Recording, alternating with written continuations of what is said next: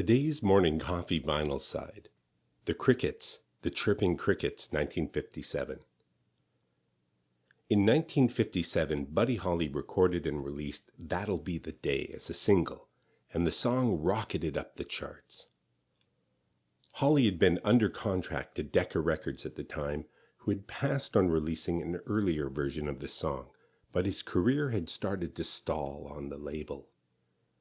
Prohibited from releasing material under his own name due to those contractual restrictions, Buddy clandestinely released the single on another label under the cover of a new band name, The Crickets, and that recording, and the album that would eventually accompany it, would change music forever.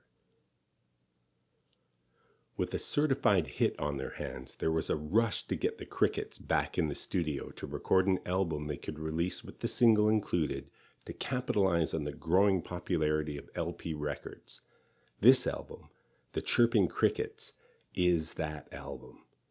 And far from being a throwaway or a quick money grab, the songs recorded for it have become some of the most influential recordings in the rock canon, and The Chirping Crickets remains possibly the most important album in the history of rock music. It's hard to overstate how influential this album was to everything that came after.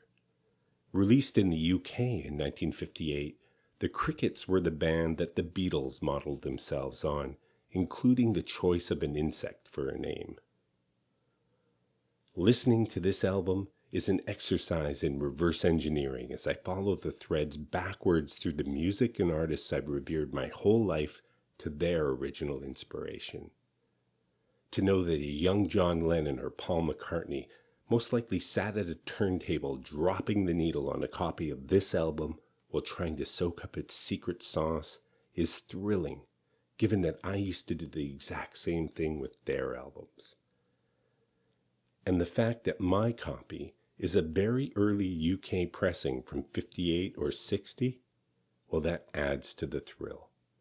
I can fantasize that there's a possibility that this could very well have been one of their copies. Now, the idea makes me throw my head back and laugh. Of course it's not. But then again, such is the possibility and mystery of old vinyl.